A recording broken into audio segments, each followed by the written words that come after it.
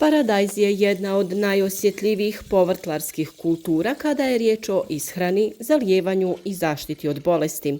Često se događa da listovi počnu da žute, uvijaju se i dobiju smeđe mrlje, što izaziva zabrinutost kod uzgajivača i naravno opravdano. U ovom videu ćemo objasniti sve moguće uzroke promjena na listovima paradajza, kao i efikasna i prirodna rješenja za njihovo saniranje. Prvi mogući problem je nedostatak magnezija, čiji simptom se pokazuje u obliku međužilne hloroze. Naime, jedan od najčešćih uzroka žutila između nerava na listovima paradajza je nedostatak magnezija. Magnezij je esencijalni mineral za proces fotosinteze jer se nalazi u središtu molekula hlorofila. Kada ga nema dovoljno, stari listovi počinju da žute između žila, dok žile ostaju tamno zelene. U kasnijoj fazi listovi se suše, budu lomljivi i šuškaju poput papira, te na kraju i otpadaju. S obzirom da ovi simptomi izgledaju specifično, lako ćete ih prepoznati. Ovi simptomi također se najčešće javljaju u donjim listovima, te njih možete ukloniti ukoliko se nalaze ispod prve rodne grane. Zašto se javljaju ovakvi simptomi? Prvi razlog je loše usvajanje magnezija iz tla zbog previsoke pH vrijednosti zemljišta. Drugi razlog je prekomjerno đubrenje kalijem. A treći razlog je ispiranje magnezija zbog prekomjernog zalijevanja.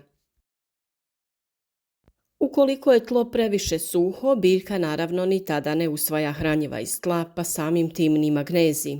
Ukoliko u tlu ima previše hranjiva, ako ste previše dodavali posebno umjetna hranjiva, tada se ona međusobno blokiraju i biljka ne usvaja magnezij kako bi trebala.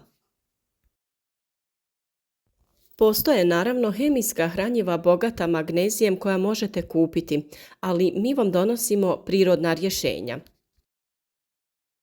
Među proizvođačima koji se bave ekološkim uzgojem vrlo je popularna gorka sol, Epsom sol, to jest magnezijev sulfat. Od nje se može napraviti rastvor tako što se 15 grama soli doda na 10 litara vode i zalijevaju se biljke oko korijena. Za brži efekat, naravno, bolja opcija je prskanje folijarno rastvorom od 5 grama gorke soli na 1 litru vode jednom u 7 dana. Iz mnogih ovih razloga koje smo već naveli, biljka ne može iz tla da usvoji magnezij, a folijarna prihrana je tada najbolje rješenje, to jest prskanje preko lista. Naravno, biljke ćete prskati cijele jer su ovi listovi već izgubili svoju funkciju, oslabili i potrebno ih je ukloniti, a preko novih zdravih listova biljka će bolje da usvoji ovo hranjivo. Drveni pepeo o kojem često govorimo bogat je ne samo kalcijem i kalijem, već sadrži i magnezij, pogotovo ako potiče od tvrdog drveta poput bukve i hrasta. Dovoljno je 100 grama na 10 litara vode i zalijevati biljke oko korijena, a ako se dobro procijedi može se i prskati po biljkama. Mljeveni dolomit ili dolomitno brašno je prirodni mineral koji sadrži kalcij i magnezij karbonat. Osim što popravlja kiselost tla, odlično je sredstvo za dopunu magnezija. Koristi se tako što se primjenjuje prije sadnje kao poboljšivač tla. Dodaje se oko 100 do 200 grama po metru kvadratnom i promješa sa površinskim slojem tla. Idealan je za tlo koje je kiselo i osiromašeno. Kopriva, gavez i maslačak su biljke koje tokom rasta akumuliraju minerale iz dubljih slojeva zemlje, uključujući i magnezij. Kada se koriste u tečnim đubrivima ili kao malč, polako oslobađaju hranjive materije u tlo. O svim ovim temama imate posebne video savjete na našem kanalu, pa ih potražite, bilo da se radi o pepelu, koprivi ili maslačku. Uvijanje listova u donjim dijelovima biljke znak je stresa uslijed zalijevanja ili pak nedostatka hranjiva.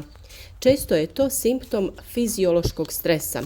Ovaj oblik uvijanja može biti znak lošeg disanja korijena izazvanog zbijenim tlom ili prečestim zalijevanjem. Tako da je vrlo važno poznavati tlo u vašem vrtu i pronaći zlatnu sredinu. Mogući uzroci uvijanja su, kao što sam rekla, previše vode i zagušenje korijena. Također, nagli temperaturni stres, hladna voda na vrelo zemljište ili velike promjene između dnevnih i noćnih temperatura, te nagli deficit hranjiva poput azota i kalija. Naravno da i u ovom slučaju postoje prirodna rješenja. Provjerite vlažnost tla. Ako je zemlja previše vlažna, smanjite učestalost zalijevanja. Zalijevajte rano ujutro ili predvečer, nikako po jakom suncu. Obavezno naspite spremnike sa vodom ranije da se ugriju i malo odstoje, kako ne bi hladnom vodom izazvali stres kod biljaka. Dodajte fermentirane biljne čajeve poput onog od koprive koji je bogat azotom ili tekuće đubrivo od gaveza koje je bogato kalijem. Fosfor i kalij također imate u već spomenutom pepelu, pa možete napraviti tečno hranjivo od pepela. Treća pojava koja izaziva zabrinutost kod uzgajivača povrća su smeđe mrlje na listovima. Ovaj put radi se o sivoj pjegavosti lista. Ako listovi imaju smeđe mrlje, najčešće je riječ o gljivičnoj bolesti poznatoj kao alternarija. Počine na donjim listovima i širi se prema vrhu. Mrlje su najčešće smeđe, okrugle i mogu imati koncentrične krugove. Razlozi nastanka ove pojave su visoka vlažnost i toplotni stres, loša ventilacija između biljaka, zalijevanje po lišću.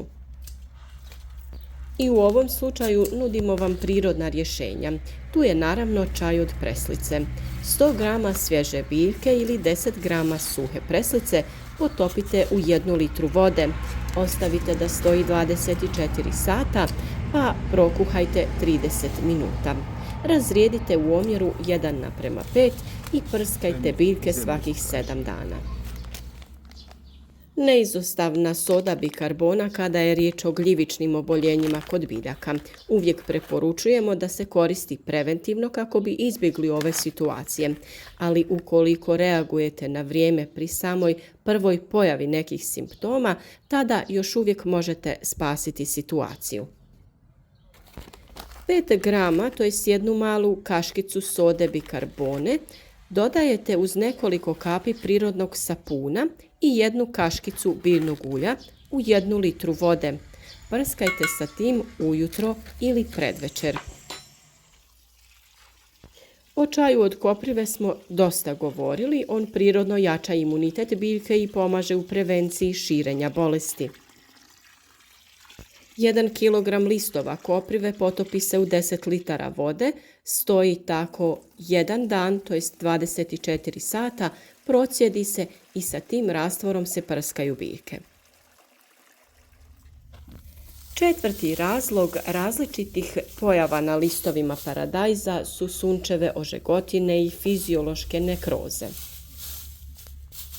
Ako se mrlje pojavljuju bez koncentričnih krugova, često kao suhe, bež do smeđe zone, to mogu biti ožegotine od sunca, posebno ako su biljke orošene i ostavljene na direktnom suncu. Voda na listu može stvoriti efekat leće i spržiti površinu. Kako da prepoznamo da se radi upravo o ožegotinama? Mrlje se naime tada javljaju nasumično. Nema znakova gljivica ni napredovanja bolesti. U ovom slučaju sve je u prevenciji. Zalijevanje je isključivo ujutro ili uvečer i nikako ne prskajte biljke po listovima, pogotovo ne po jakom suncu. Što se tiče hranjiva, dobro je dodati kalcij i bor u folijarnu ishranu za jačanje listova. Čaj od ljuske jaja ili fermentirani kompostni čaj mogu pomoći u ovoj situaciji. Tu su naravno i virusne infekcije. Ako se žutilo i uvijanje šire prema mlađim listovima, a ne samo na onim donjim, postoji mogućnost da se radi o virusnoj infekciji. Najpoznatiji je virus uvijanja žutog lista paradajza, Tomato Yellow Leaf Curl Virus, koji prenosi bijela mušica. Virus uzrokuje uvijanje i zadebljanje vršnih listova, usporen rast i deformacije. Prirodna zaštita radi se na taj način da se sade biljke koje će pomoći u odbijanju bijele mušice poput nevena i bosiljka. Postavljaju se žute ljepljive ploče kako bi se kontrolirala populacija mušice i također može se prskati rastvorom nim ulja, 5 ml na 1 litru vode, ili čajem od duhana kao prirodni repelent. O svim ovim temama smo dosta govorili, pa da sada ne ponavljamo, potražite video koji se tiče upravo te teme. S obzirom da ovakvi simptomi mogu biti uzrokovani različitim virusnim gljivičnim oboljenjima ili štetnicima, spomenuti ćemo još i trips, grinje i lisne uši. Kada vidimo promjene na listovima, prvo što trebamo uraditi jeste pregledati list, pogotovo sa donje strane kako bi uočili da li se tu nalaze neki štetnici.